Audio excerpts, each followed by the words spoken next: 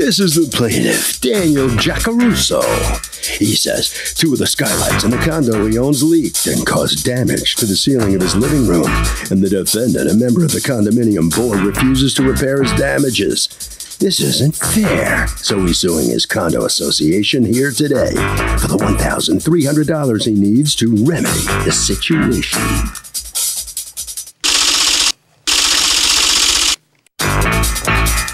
This is the defendant, Michael Satrin. He says the bylaws of the condo association clearly state that any damage done to interior walls is the responsibility of the unit owner, not the condo association, regardless of how the damage was caused. He admits the skylights in the building are inferior. They replaced them, but any damage the plaintiff has on his walls are his responsibility. Case closed. He is accused of a condo catastrophe. All parties, please raise your right hand. Welcome back to the People's Court. Next case on the docket, the plaintiff says the skylights leaked and the condo association won't foot the bill as required. But the defendant says the bylaws are clear. It's the plaintiff's responsibility. It's the case of let bylaws be bylaws. All right, Mr. Giacaruso. Hi, Your Honor. You are suing Mount Vernon Manor Homeowners Association, represented here by Michael Satrin? Yes. Is that how yes, Your Honor. Yes, it's perfect. Satrin. Okay. For $1,300 in damages that the interior of your condo sustained. That's correct. That you feel is appropriately a condo association expense. All right, correct, tell me what's going on. I believe it was on September 12th. I received a phone call from my wife. I was not home, and she told me that I have 2 skylights in my living room, and she told me that they were leaking. It was a rainy night, and she said it was coming down pretty good through the skylights, so she set up a couple of buckets to catch the water. And I got home that night, and the bucket was still leaking, so we emptied the buckets throughout the night. I sent an email to... May I see the email? Absolutely. This one here is the first notification, and then the next morning I had to send another one because I never got an answer. Okay, good evening. I just want to inform you our sky window in our living room this evening was leaking a lot. There was a huge puddle all over the living room floor. I cleaned everything up with a towel and then had to place a pot on the floor to allow the water to continue to fall inside. Please advise me on when you can send a contractor here to correct the situation. This is not the first time that there is a leak in this window. Just sealing the crack, as has been done in the past, is obviously not the solution to correcting this problem. How many times before had there been a problem? One other time. Okay. Hi, Danny. Who's Danny? That's me. I got home late last night and did not see your email until just now. I do not have your phone number or cell number on my list, so I could not call you. I walked over because the garage door was open, knocked on the door, bike was gone. My motorcycle. Okay, donor cycle. And I got no answer. Please give me your home and cell number so I can call a contractor who will call you and schedule an appointment, will resolve your problem, or at least put a temporary tarp on your roof until he can repair or replace the skylight. Who's Nick? Okay. Nick, can you come up a second? I just want to ask you, that sounds like a very good idea. Put a tarp on it, right? And get those for $50 at Home Depot, whatever it is, and then we'll figure everything out after that.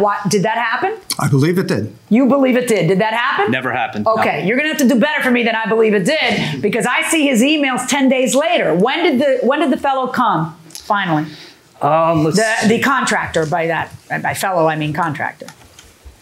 When you say you believe it did, whose job would it be to do it? The contractor.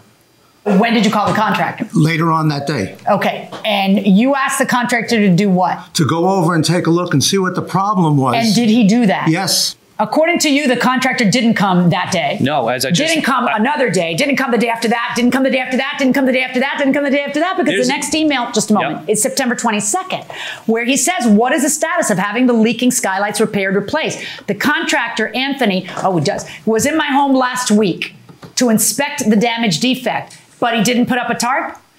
I believe the issue was quite apparent to him as he quickly noticed the damage to my ceilings around the skylights. With this current rain, I now sit with buckets under the skylights collecting dripping water. I don't understand why he didn't put the tarp. That's like the easy, immediate stop. Who are you? I'm the president of the board. Switch with him? So who are you? I'm the treasurer. Okay, yes. The Anthony Mega, the contractor, came that day, but Mr. Giacaruso wasn't home. Well, so yeah, you got to make an appointment. But aside from that, it's the outside. You just need you need a ladder to the roof, and you need a tarp, and you need the 4 things to anchor it. We didn't know how much damage was done. Right. So but wouldn't that be a good idea to put the tarp up? Because if you put the tarp, you stop the hemorrhaging until everybody can get their bearings and figure out what this is going to cost and who it's going to cost, right? Okay. All right. My new neighbor at number 10 has lived here for about 4 months or so and recently had a skylight roof issue addressed rather promptly. I expect the same. Who was your new neighbor in number 10?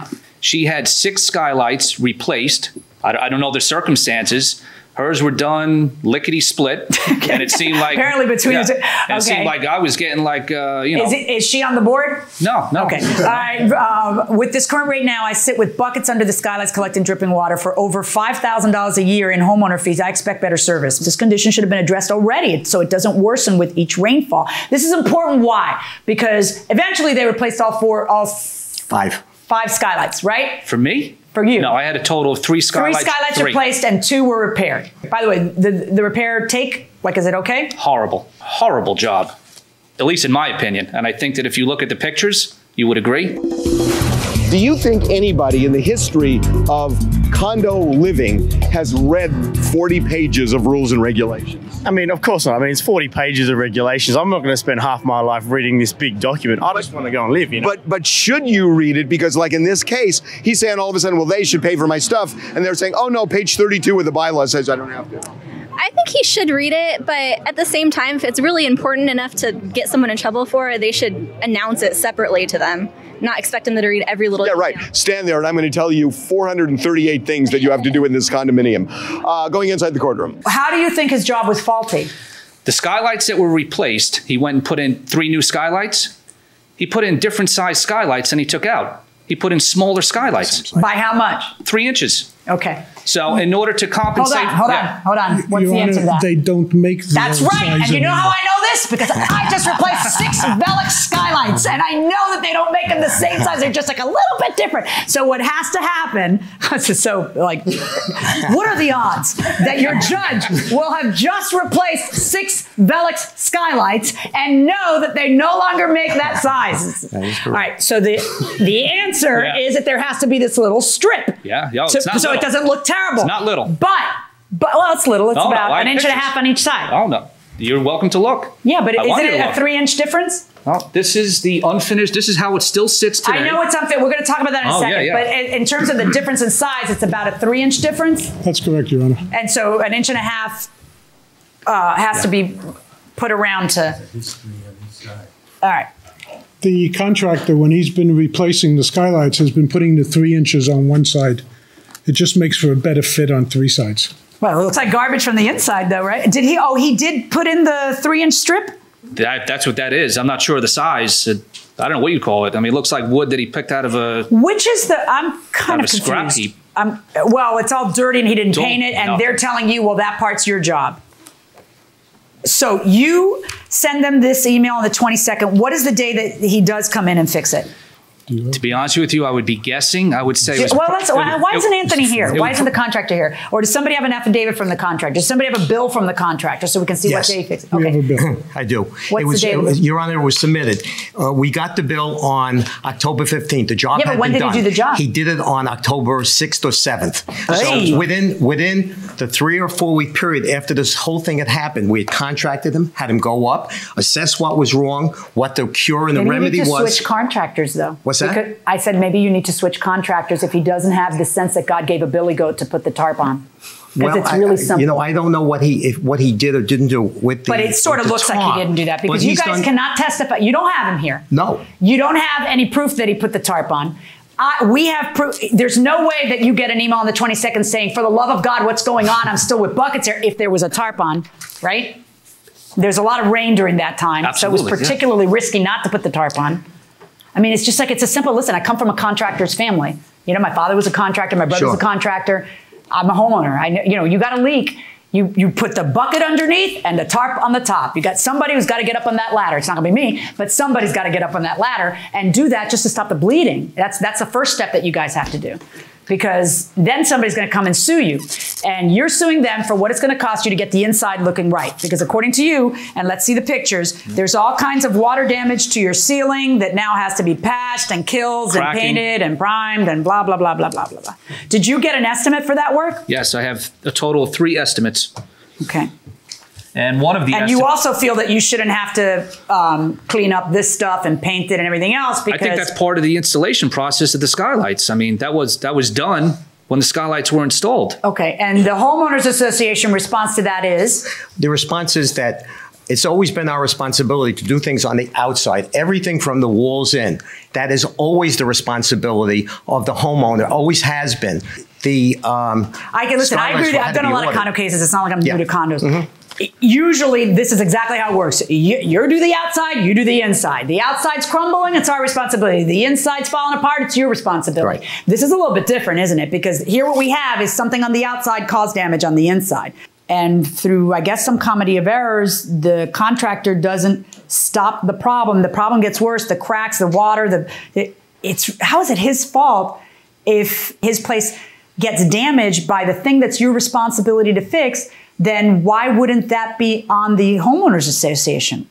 Just because it's inside, I mean, inside implies, you've got responsibilities. Inside's yours, outside's ours. But if you don't do the outside and it damages the inside, that's his?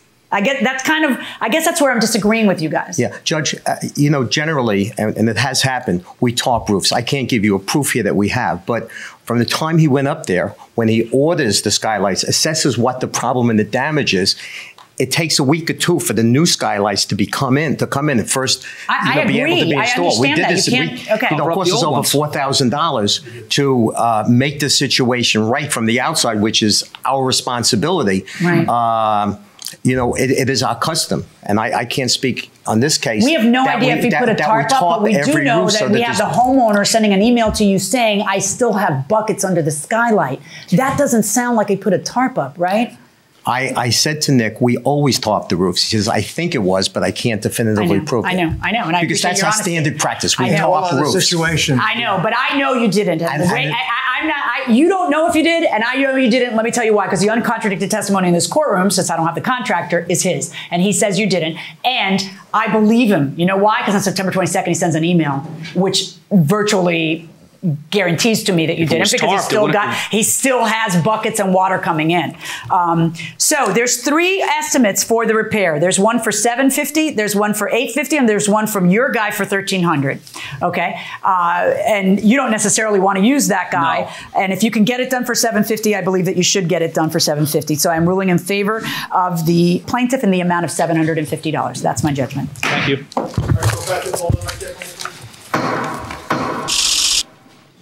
Here come the co-op guys, the suits. How do you feel about this outcome here, right next to him? Well, we don't agree with it. We don't feel it's proper. We think that the roof was topped, but we didn't bring the contractor, and so we don't have the definitive proof that it was. No, you don't. His estimate was the highest one of the 3 that the plaintiff had. It's interesting. You guys kind of concerning. Maybe we'll have to look at him and see, if. But it's hard to get good contractors, particularly to do roof, a skylight, those kind of work. It is worth a conversation with your contractor, absolutely, though, right? Yes, it is. He can expect a phone call? Yes. All right. Head right around the corner this way, okay? And let's see what the plaintiff has to say about the outcome. How are you? All right, good. You got your roof fixed here? Yes, I did. Yes. Right there, good. You satisfied here? Very satisfied. Yes. My expectations were to come out victorious, and here I stand. How hard is it to deal with the board? Very difficult. With the man? Not recommended. This will be my first and last time ever again. From this point on, I'll be a private homeowner.